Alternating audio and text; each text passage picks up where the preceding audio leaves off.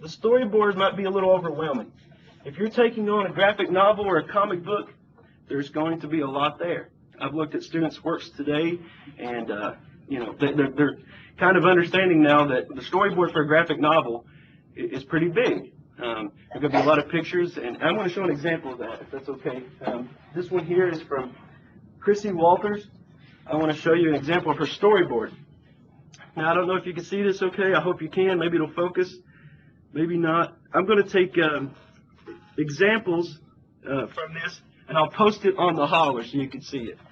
But I'm really impressed with what I'm seeing. Chrissy told me earlier while we were talking before we started the session that when she first started out, she put a lot of detail in her storyboard, and she really did. I almost thought she was working on a finished product.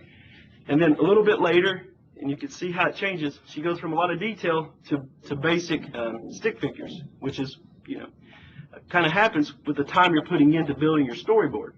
Now, what your storyboard serves as is a blueprint to creating your book. You ever put something together, you buy a shelf at a store, or let's say you're hooking up some new entertainment system or a gaming system, you come with instructions, right? So what you're doing really is building your own instructions with the storyboard. And hopefully by the end of this week, we're going to complete this. Thank you. So when we talk about building your book, there's a few things that I want you to keep in mind, okay? Whenever we first started out in this, I asked you to pick what type of book you're going to be doing. I asked you to think about either a picture book, a chapter book, graphic novel, or a comic book, right? Now, I've had a few questions come in about, can we do a book on poetry, illustrated book on poetry? It's absolutely fine. But as you go along with this process of creating your story and building your story, you have to remember all the way back to week 1 and think about the type of book you're wanting to create, okay? You have to think about things such as the placement of your words on the page. Now, you can imagine that is different. It's going to be handled differently for students that are going to be doing a comic book graphic novel than it is someone doing a picture book. There's more things to think about, right? So here we have a little book here. It looks really scared. I don't want you to be feeling like that by now, okay? That's what I don't want to happen, all right? Another thing is go back on the holler. Resource those videos again. Watch them over if you need to. I created a tutorial last week on building character. We talked about basic animal design, drawing animals and drawing humans. There was a method that I shared on that video called the Marvel method. It's using very basic shapes or outlines in order to build your character. All right, so resource those tutorials on the website. Be sure to do that, okay? All right. Let's go forward a little bit more. So, what should you have finished by today? That's what we're going to talk about before we go into what I need you to work on for week 3, okay? What should you have by now? Depending on what type of story you have, everybody should have their story completed, okay? Written out and ready to go. That should be already completed. So let's pretend this is a completed story, okay? Second, I wanted you to start thinking about applying your story to a storyboard, whether it's a picture book, a comic book, a chapter book, or a graphic novel, right? Now, your template on what you've chosen can be positioned any way you want. You notice I've drawn squares here in different shapes. Remember I talked about landscape, and this is portrait. How your pictures and book, the orientation of it doesn't really matter, okay? You can turn it sideways, it can be straight up and down, that kind of thing. That doesn't matter as much as using the space available inside your pages efficiently. That means if you're creating a comic book or graphic novel, you may not want to have too many panels so that it makes it too cluttered. Use the space on your page efficiently, okay? And this storyboard will actually help you in guiding that process, all right? We'll talk in just a second about the poems. So I have a book here, A Light in the Attic by Shel Silverstein, all right? This is a book of poetry. And if you were to open this book and look in it, you'd see that there are poems, just like a typical poetry book has, but then there's also illustrations or drawings.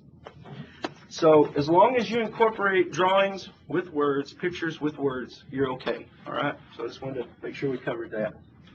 All right. What you should have so far: you have your story written. You've started to work on your storyboard based on what type of book you have. Okay. You started to lay out your storyboard similar to this. I don't know if you can see it, but I'll explain to you what this is. You should have a box that represents the page. So if you're doing a picture book, a box will represent one page of your book. Inside of that box is going to be what you're going to draw, very roughly drawn. All right. From there, a description of that page. So what is taking place on that page? And here we have a typical type of an example from a chapter book. Okay, so there'll be a drawing below there. You could put page 1, and then your text or your words could be below the image. Think of Diary of a Wimpy Kid, different things. Charlotte's Web even is set up like this. Okay. I want you to sketch out very roughly what you're going to be drawing on that page. All right. And I want you to also have a basic description of what's taking place on that page. Okay. If you notice down here, I know it's a little difficult to see, but for a comic book or graphic novel layout, you're going to be doing the same thing, except for one box won't be representing the whole page. You'll have multiple boxes or panels, right? And inside of each of those panels or boxes, you'll draw exactly, very roughly, stick figure type of thing, what's going to appear in those panels. All right? So this is what you should have so far. And you should, by now, know what your characters are. You should, because your story's written.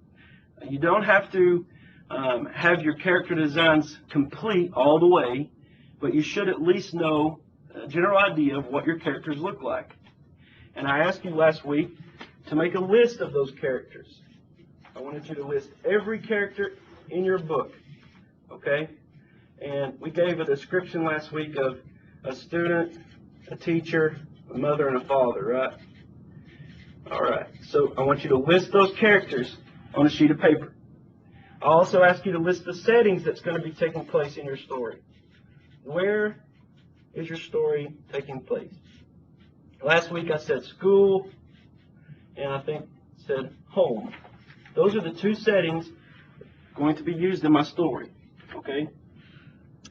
Now, when you take these two things together and you're starting to work on your storyboard, on the side you should be thinking about your character, what they look like, and drawing your character out.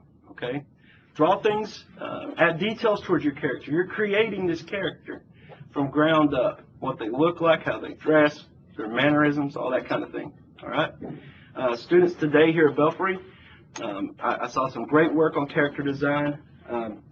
Megan Cooper and Dylan Mayhorn and Dylan Colley. Is that right? Colley? Okay, sorry. Some amazing work today. I would love to be able to show you a page here. This is from Megan Cooper. She has, and I hope you can see this, and I'll try to convince the students to let me take a photo of this and post it on the holler so you can see it more clearly.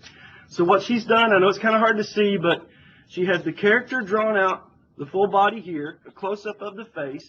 Up here above that, she's listed certain characteristics about the character. That's a tongue twister, but what the character likes, dislikes, certain things about her. This description, this particular one, is her antagonist, which is, I guess, another way to say villain in the story, right? And she's went into great detail here. She talks about what she looks like, the color of her eyes. She spoke about how she relates to the other characters, her importance in the story. This is great detail. This is wonderful. And what this does is when you combine all these things together, when you combine your character description, your character design, your character sketches, along with your storyboard, which is basically the breakdown or blueprints to how you're going to design your book. You put those two together, when you start working on your finished pencil pages, things come together very easily. You know what the characters look like. You know how they're interacting with other characters on the page, and then you combine that with today's emphasis, which is setting. You have the background, what's taking place along with the characters on the page, okay? But it's a huge step that you're going to be taking this week, because your book, by the end of week 3, should be coming together. So all you would have to do then is start working on the pencil pages. Now, there will be some more tutorials that's going to be placed on the Holler website, okay? And with those tutorials, we are going to be looking more at character design. And here I'm going to try to draw a Pikachu. I don't know if it's going to turn out too great, but we'll see. But here again, I want you to think or keep in mind that characters do not have to be too complicated to be drawn, right? They are the simpler the better in a lot of ways. I know some of the younger kids, younger students, you don't have to worry so much about having a lot of detail. It's more about story than anything else, really. Have fun with the process. You know, a lot of Minecraft fans out there, I've talked to students who enjoy certain video games, and I asked them, well, you know, how do these video games become a reality, right? And what happens is a group of people get together and they work on the story. They design the characters, they build the setting, and so think of it in a process like that. You're creating your own world within these pages, okay? I'll color in the tips of his ears. And all this will be available through notes on the Holler a little bit later, okay? And remember that Marvel method. Once I put the second tutorial video up there, it's going to help you a great deal. The Marvel method is a great way to understand how shapes and characters are placed together, okay? All right, so let's move on. So after today, what I want you to do is think about combining all these elements together, right? So we're going to be combining your story with your detail, your storyboard, and your setting descriptions, and your character design, okay? And when you have all these things, you have a story, a blueprint for your work, all right? If you have any questions on any of this stuff we're covering, a great place to do that again is on the Holler website. There's forums that's created on there for us to interact, for you to ask questions, both teachers and students, and I will answer any questions you have. I like your feedback. It helps me kind of gauge on how things are going, okay? All right, so let's talk a little bit here about setting and design, okay? So while you're creating your storyboard, and I'm going to use the example here of a picture book, okay? I'm going to draw these basic shapes out. So here we have basically a stick figure. You can see it pretty good there. And then behind the stick figure is the setting. So let's use the example of a kitchen for this one, okay? Think about, while you're creating your storyboard, think about where your story is taking place, okay?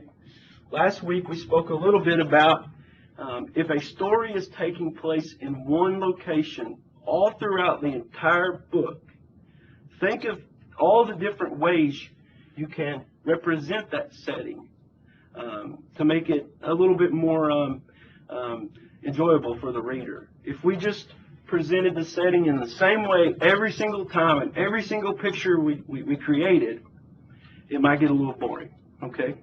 So try your best to think of all the different angles. Think of a movie. When a movie is opening up in the beginning scenes, the movie might, the camera pans in or zooms in, right? You may have an angle that is shooting from the ground or floor up, or from a corner looking down into the room.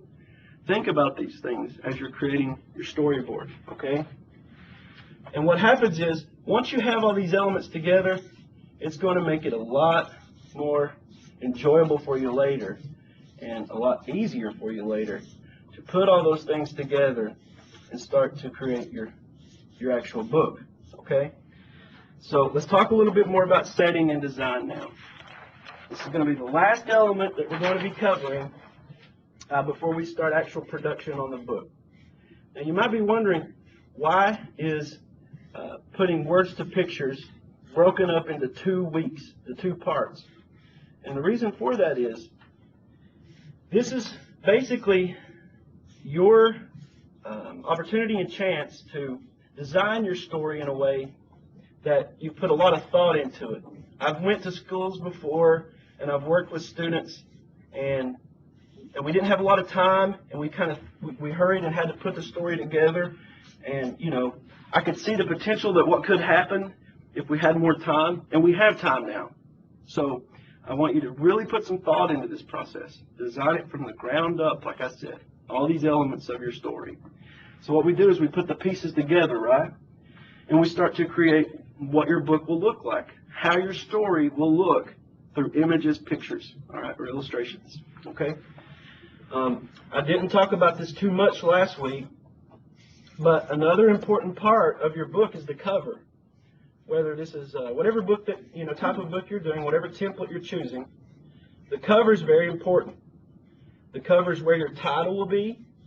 You may introduce 1 or 2 of the main characters on the cover. You may not. You may just place a setting, what the setting looks like. I'm going to do an example of a cover here.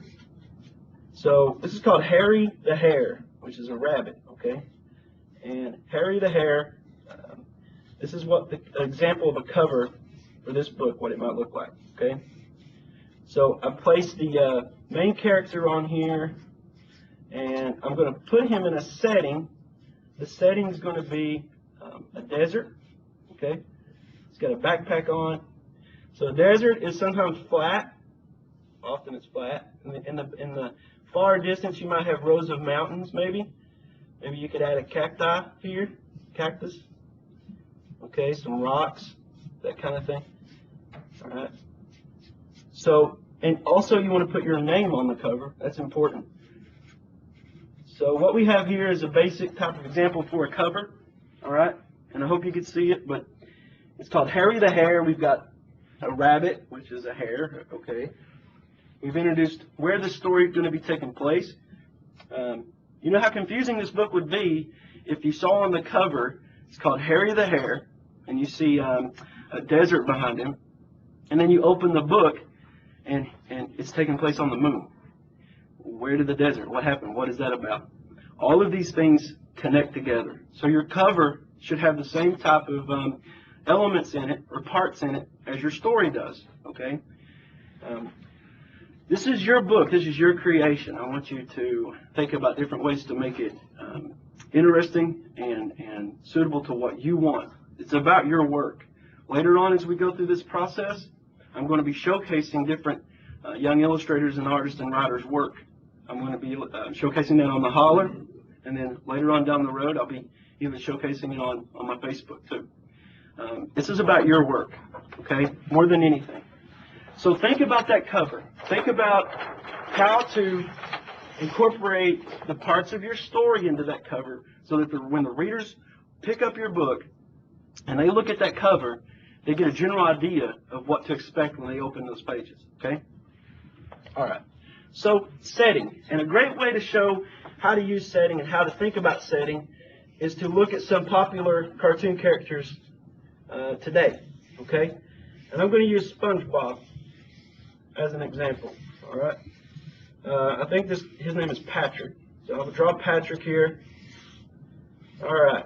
So when you think about SpongeBob, I guess a lot of things probably come to mind, but you know where it takes place, right? It takes place under the sea. And you notice if you've ever in your whole life, whether you like SpongeBob or not, seen anything about a SpongeBob cartoon, you notice that the artist placed in the setting things that will show you or show the viewer where the story's taking place. Now they do it in a creative way. If you notice and pay close attention, you may have the ocean, the floor of the ocean coming down. They may draw a road, okay, into that. All right. A road is not typically thought of in the bottom of the ocean, but what they do to compensate for that is they'll add things like an old ship that has been sunk, or some type of debris in the background that these creatures and the sea life and the different creatures that live around the coral where they live, right? So they may add this type of tank here. They'll put some coral, okay, growing up from a rock here. All right. And another thing that they like to do is put bubbles. All right. So you're reminded all throughout viewing the cartoon where the story is taking place at all times. Okay. And this is setting. This is your setting. Like I said earlier, using the hair as an example, if the story is about the characters interacting and taking place on, let's say, a boat out at sea, and you show nothing about a ship or water or anything to do with the sea, then that really confuses the reader. It doesn't make sense through the pictures, right? And this might sound like a very obvious thing, like to talk about, but like I said again, we're covering 3rd grade all the way up to 12th grade. Okay, so take bits and pieces as you need them as we go along. Okay. All right. Let's look at another example. Now, one of the best examples, and this is going to be I'm going to sketch this out the best I can, is Star Wars, right? With Star Wars, we have everything taking place in space. However, you'll notice that sometimes the characters go to a certain planet to interact, okay? So the setting in Star Wars is really an entire galaxy. Now, that's a pretty broad range, and that's what makes Star Wars so interesting and, I guess, enjoyable for a lot of viewers and readers, is that it's never the same thing. You never get the same thing with Star Wars. You may have a planet that is set, on lava or an ice planet. You may have a setting of a desert planet or that kind of thing. So what happens with Star Wars is that the setting becomes very, very broad. They could take the reader anywhere in a galaxy that they want to take the reader, okay? That's okay to do that if you want to. But what they make sure and they do with Star Wars or any type of concept drawing like this, they put the characters in the setting appropriate for what the story is about for that particular episode, that particular movie. It might change. You may go from one location to another location. That's okay too. But you're very aware when you're watching or reading Star Wars is that it all takes place within a very, very large space. Okay? And I'll go ahead and put R2 down here at the bottom. I want you to think about, as you're doing your storyboard, again, how to show your setting in interesting ways. Okay? It's really important. It may not seem like it should be important, but it is. You would notice if you were reading a book and the setting never changed in the story, if there were pictures with it, you would probably, point that out and think, wait, this is not so great. So keep that in mind as you go along, and you should be okay. All right, I'll finish him out here.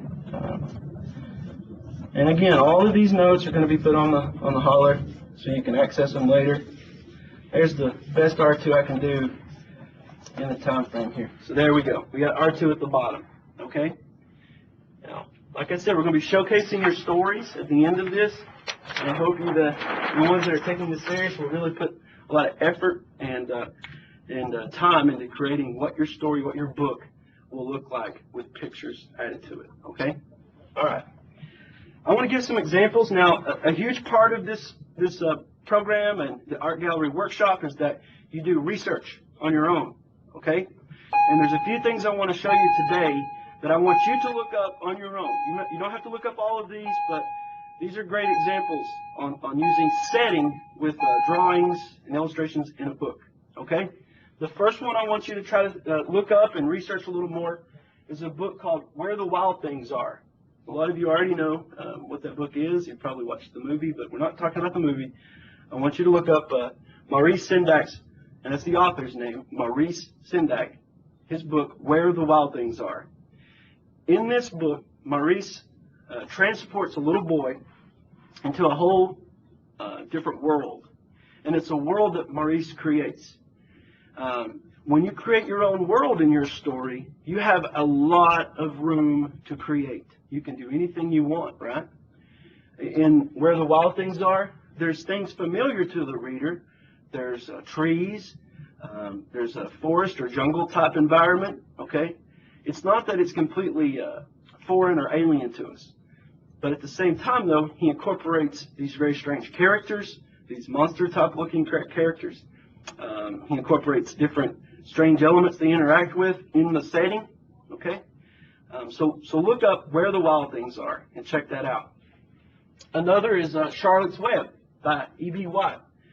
Now, if you can find some chapter illustrated portions where they have an illustration on the chapter heading or throughout the book, you're going to see a great use of illustrations depicting setting, because it all takes place on a farm. And more in particular, it takes place near a barn, a lot of it does. Okay? So notice how the illustrator shows that certain part of the setting in different ways. Look up and check that out. Another one is a favorite in elementary school. I still like it. It's One Fish, Two Fish, Red Fish, Blue Fish by Dr. Seuss. Here Dr. Seuss has created this entire world, obviously in the ocean, okay? But a lot of interesting things happen in this book. The setting changes even. He creates his own different elements to what we think of when we think of an ocean, okay? Another book is If You Give a Mouse a Cookie by Laura Numeroff, all right? This is San Francisco by Miroslav Sazek. Now, this is an older book. This came out in the late 40s, early 50s. And it takes place entirely, obviously, in San Francisco. But the illustrations are really cool, and it just completely nails it when trying to incorporate setting with your pictures, okay, or drawings. And the last one is Where the Sidewalk Ends by Shel Silverstein. I gave you an example. This was A Light in the Attic by Shel Silverstein. But for those of you doing poetry, check out Shel Silverstein's work. Now, these are all examples here of either chapter books or picture books. And for comic books, then there's a broad range of stuff. Practically pick up a graphic novel or any of your favorite comics, and you get a good example of that, because the structure is pretty consistent all throughout comics and graphic novels. There's panels, the layout of panels, and the settings they use. It's just completely enormous amount of different usages of settings in comics, okay? But you can apply these things that you learn through looking at the picture books and chapter books to each individual panel. And we'll talk a little bit more about that in just a second, okay? So right now what I'm going to do is I'm going to show you two uses of settings. We're going to draw this out. So imagine this is your blank page.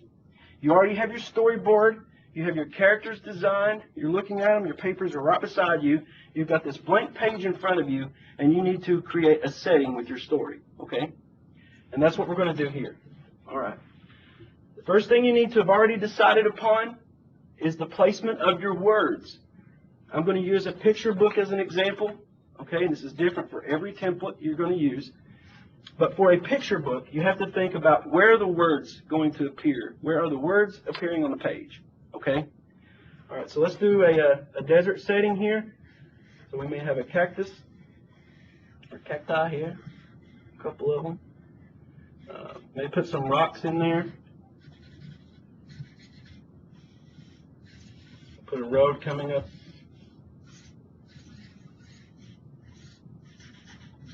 Some little bit of foliage, not much. In the background, we could put some mountains, okay? So if this was one of the pages from your book, the reader is going to understand right away where the book is taking place, okay? They're going to see that this is a desert, right? All right, so now this could be one of your pages. And then think about, like I said, where you're putting your words. So we'll put the words up here. All right? Now, what we can do based on this setting, and this is where the angle and what how you use the different types of angles for each page. We're going to establish the setting in a very broad picture here, and then we're going to zoom in to a particular part of this picture. Okay? So that's how you introduce the reader to where the story is taking place, just like in the movies or animated movies. We have a broad picture. This is a desert. So now we're going to zoom in. And down here we're going to put a little lizard. All right? and have him relaxing on a rock here. Okay. Put his feet sticking out. Tail. Alright, so there's our character that we have. Alright. And then we're going to place that character into the setting that we've drawn on the previous page up here. So there's the cacti that we see, which is right here in this page. There's the rock beside of it. Okay, and in the background we can do the mountains again. Think about the placement of your words, right? So we'll put the words over here. That box just represents where the words will appear. Okay, so you see what I've done here? I've introduced you in a very broad way, entire landscape, the setting, all right? And what I'm doing is I'm zooming in to a particular part of this illustration to show what's happening beginning with the story. Okay, now that's just one way you can use setting, all right? All right, so here we'll talk about a chapter book, and we'll use the same type of example. We're going to establish setting in a chapter book. Now with the chapter book, we have more words, right? You may have an illustration at the top that does not take up the entire page. Okay, it's not taking up the entire space of the page because of your more words that you're using. Okay, we're going to have a barn here. Okay, I'm sketching this out. All right, put a fence up here.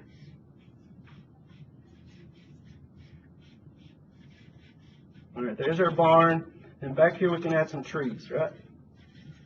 I'm going to draw this kind of quickly because we don't have a whole lot of time.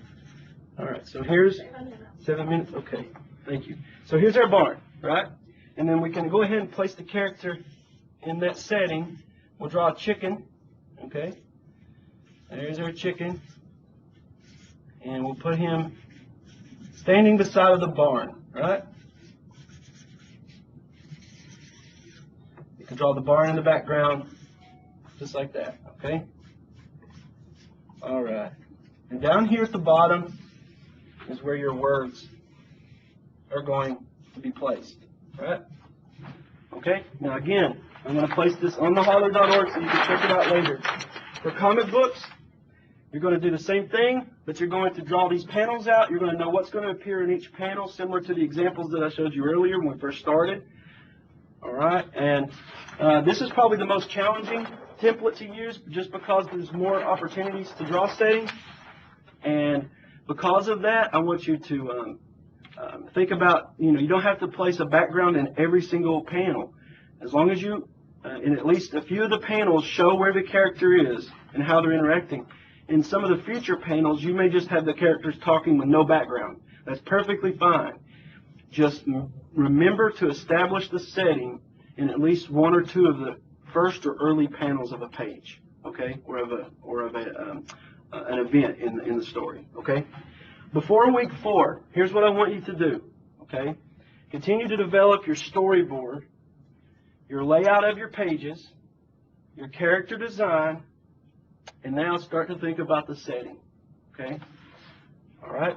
Your storyboard should be completed by next Monday. You should have your storyboard ready to go because we're getting ready to gear up and start looking at coloring, penciling your finished pages, those types of things. Now there will be an additional video created and placed on the Holler for setting design, and we'll touch on character design in that video as well, okay?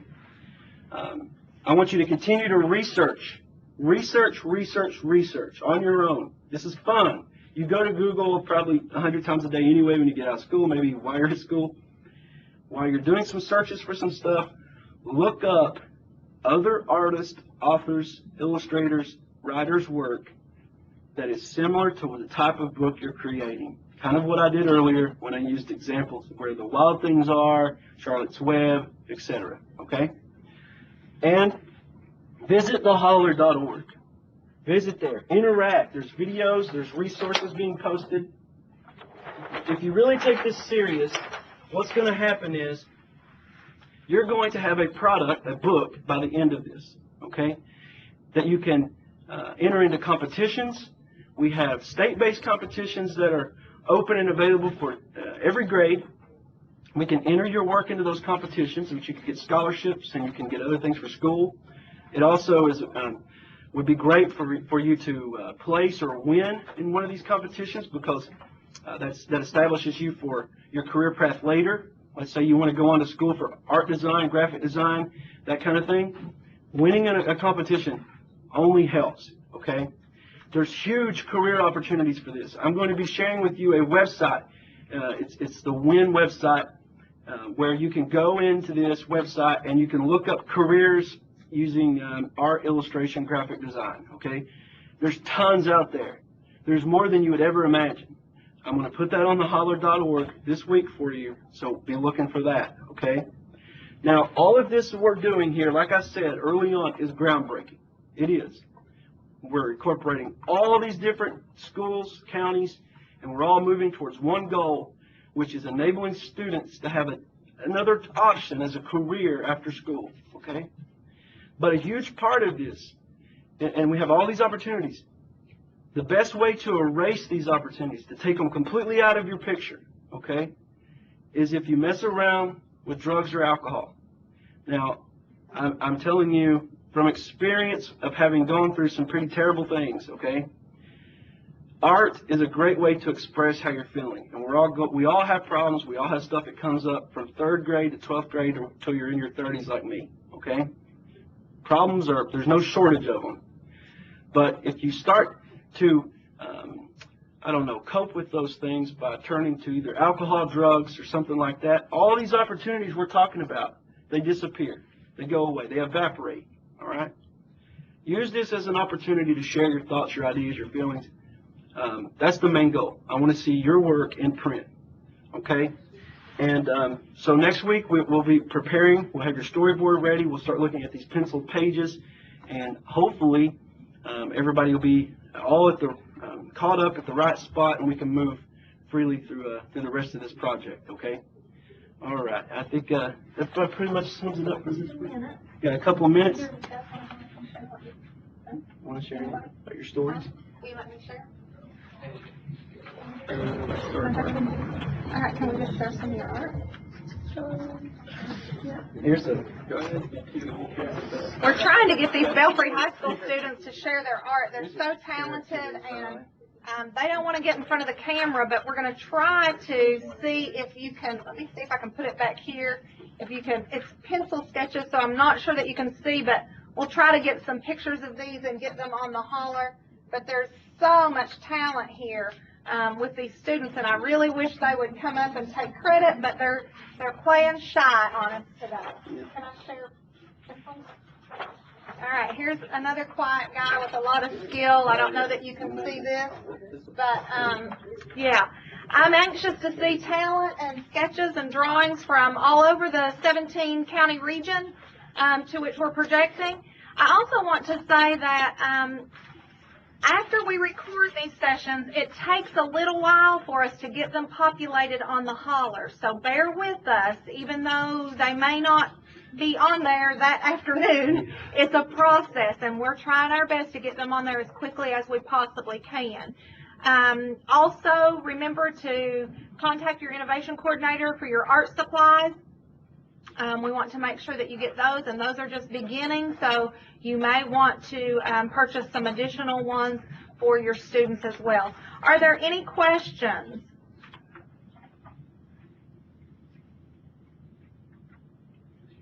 Let's see. In a chapter book, does it matter if the picture is on top or bottom? No.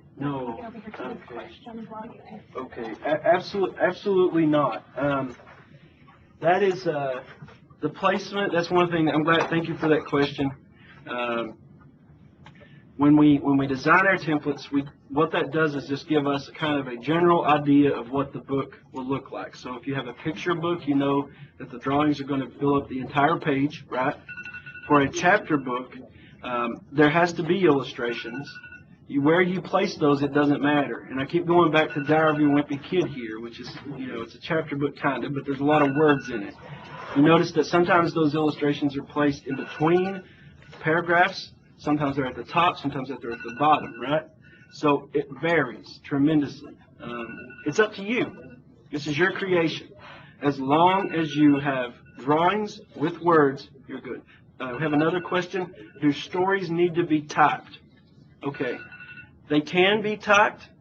What will have to happen, though, if you type your stories, we'll have to cut those words out and insert those onto the page, okay, and then make a copy of that page.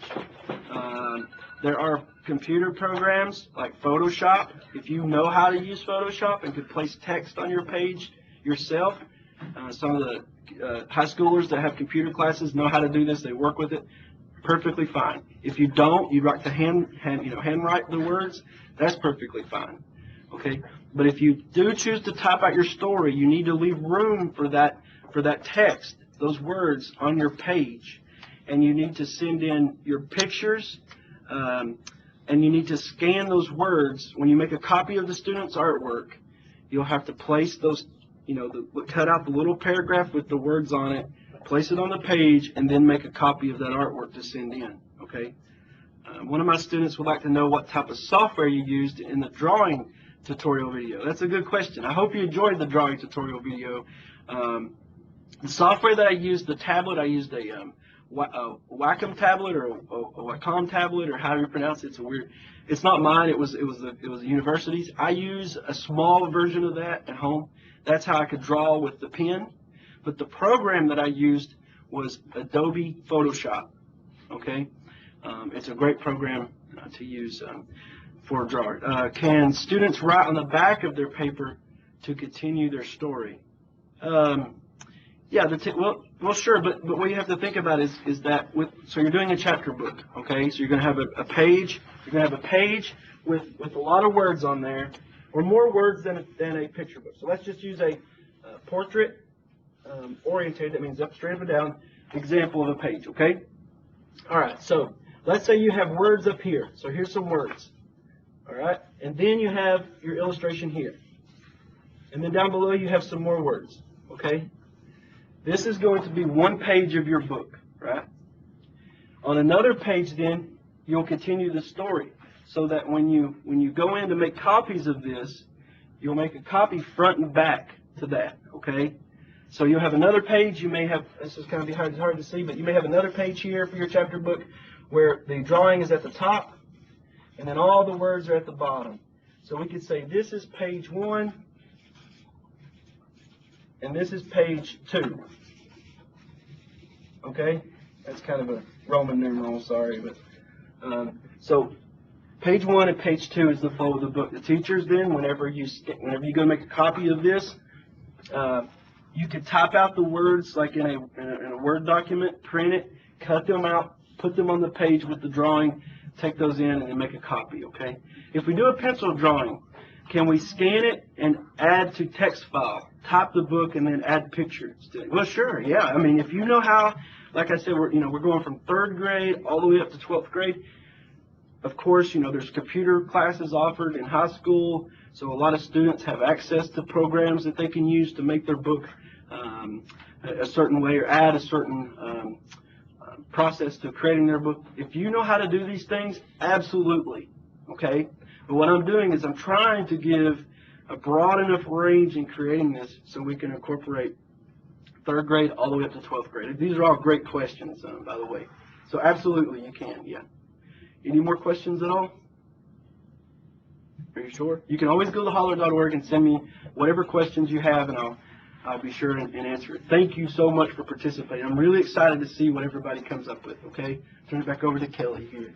Okay, I'd like to ask Emelina in Knott County to stay on with us after we close this session out with everyone else, because that's where we will be broadcasting from next week. Again, I just want to reiterate what Mr. Epling said, that the holler.org and the Art Holler is all about the students and the teachers. What you're researching, what you're finding, what you populate on the holler. Share what you're doing. If you're having a difficult time getting onto the holler.org and registering on the Art Holler, make sure that you email Mr. Bruce Parsons, and his email address was on the chat box here just a moment ago. But that is your website, that is your portal to communicate back and forth with Mr. Epling and with each other, and we'd like for you to gain some friendships across the region and support in your area of expertise so that we can all just share and learn from each other. Also, having these videos uploaded, it is, like I said earlier, a process. I just got an email while Mr. Epling was speaking to see if this version would, or this today's session 3 would be uploaded today. Maybe not. What we do is record it, and then Mr. Epling delivers it to UPike, and then they have to get someone there at UPike to put it on the hauler. But before Mr. Epling can even take it, it takes us quite a while to get it downloaded in order to take there. So it seems for the last couple of sessions it has been Wednesday before they've been on, and we're trying to expedite that, but just bear with us. If you do have any suggestions or recommendations on how we can make this better and more appealing to you, please feel free to email me at kelly.thompson@pike.kyschools.us or Epling Illustrations, and we will certainly take your suggestions and recommendations into consideration and see what we can do. If there are no further questions, Emelina and Knott County, stay with us. And everyone else, we'll see you later. Belfry High School, would you like to do a concluding goodbye here, our students? All right. Bye, guys. Thank you. Emelina, can you type in the chat box to let me know who's there, the teacher that's there that we can communicate with?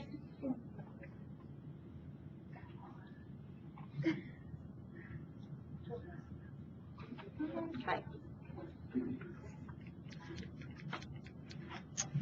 I'm not hearing or seeing Emelina.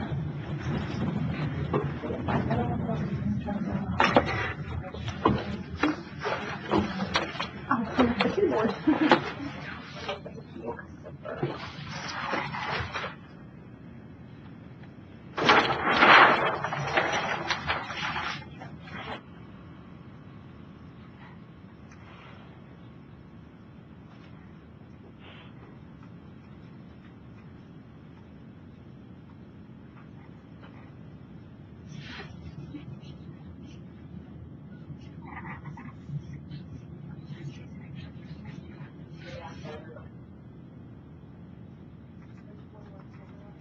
That's using those resources, Kelly.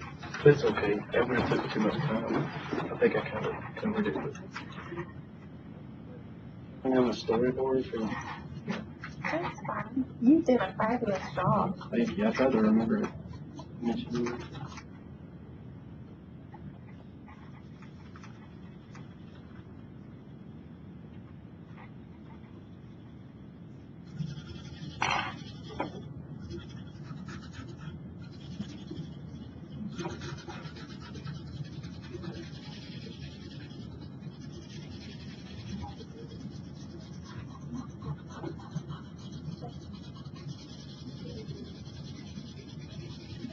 Chris, Bernadette says, great job, Chris. Thank you, Bernadette.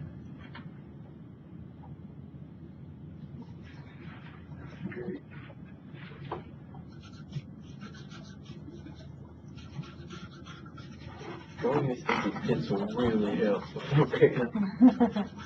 I just hate to see what my Millennium Falcon will look like. Star Wars there earlier. If I hadn't drawn it out.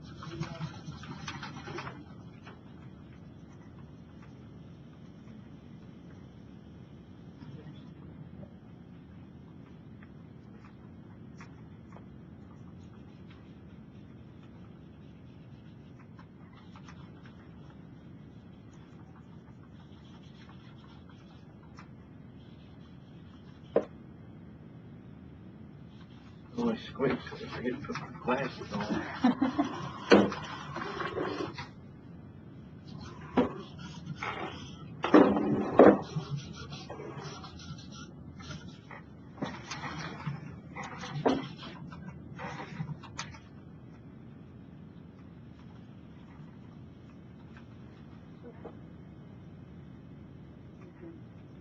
A few days or something. We could work out a school visit. Come back out and work with the school. We could do 1 day, 2 days, 3 days, however many days that you'd like to do. we just need to email each other. And right now through the grant, I'd love it if they interact through the hallway with them. And then after. That's what they're all going to get on now. Okay. And then afterwards, or you know, even during we could, you know, because it's only on Mondays, you know, and I get on there and I interact through the week.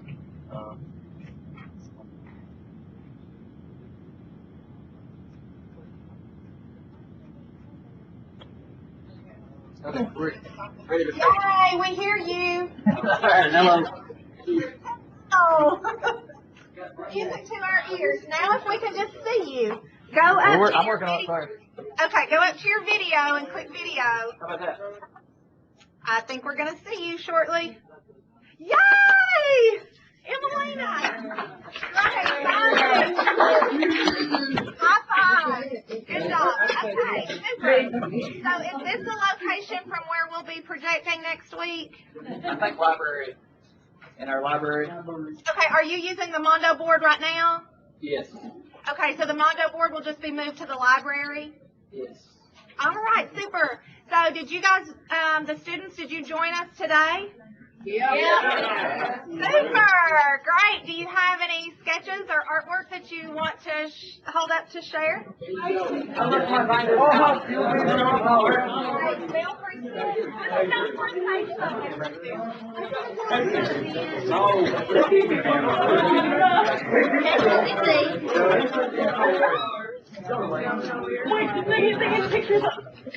Awesome. I've got the students. Show another one. Great job. And what grade level are these students? 6. Sixth grade. Super. Wow. Super. Okay.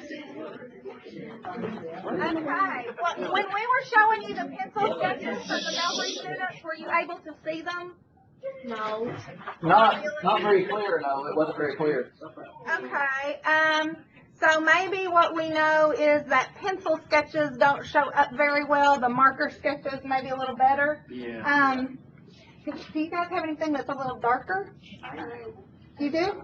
Will you get it and let's see it? All right, we're going to share one more. He has another pencil sketch that's a little bit darker. We just want to make sure we understand what medium is able to best be seen. Yeah, I think so. That's really cool. Peter, Awesome. check this out. Can you see this? Oh, yeah. The artist back here is shaking his head. He doesn't want you to see it.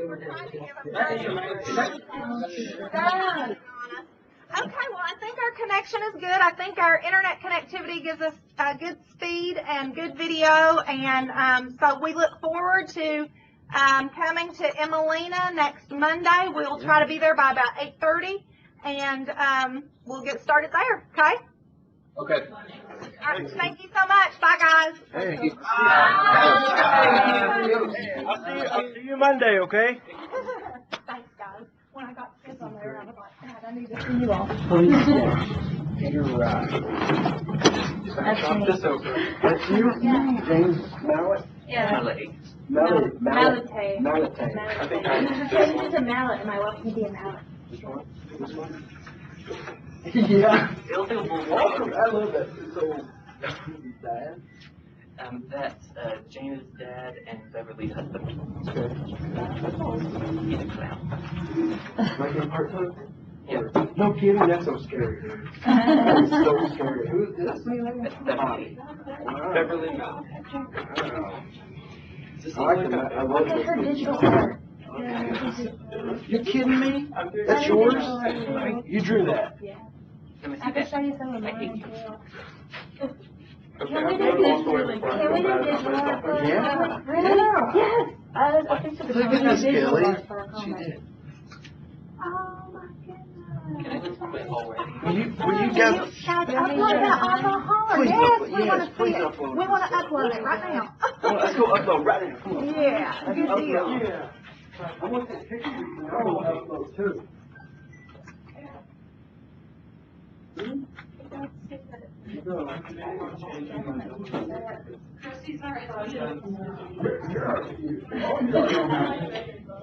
You'll go ahead and try to get on this, it's working, okay? So while your phone is getting. Isn't that powered up? Maybe. So all you have to do is guys just take a picture, right, your phone, okay? You know, kind of communicate with your doctor now. And after you take a picture with your phone, right? Just note to yourself, right? And you go to the holiday.org, open up your email and save it up to your desktop. Just grab the document with a picture of the desktop. And you go into the holler, you go into forms or go to the home tab. Okay? And this is a very complicated thing. You can't use any of the case letters. It takes you 2 hours to do a master. Not that long. It took a while. I was frustrated. Okay, sit down, look at this.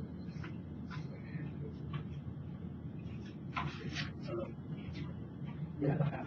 And it's like, when you don't have to say, picture of a view of yourself, open up your desktop, slide it onto your home tab, or go to the phone. You go to the phone, it's your phone. There's not going to be a name call. Okay? There's a form. You don't have to worry about that. Okay?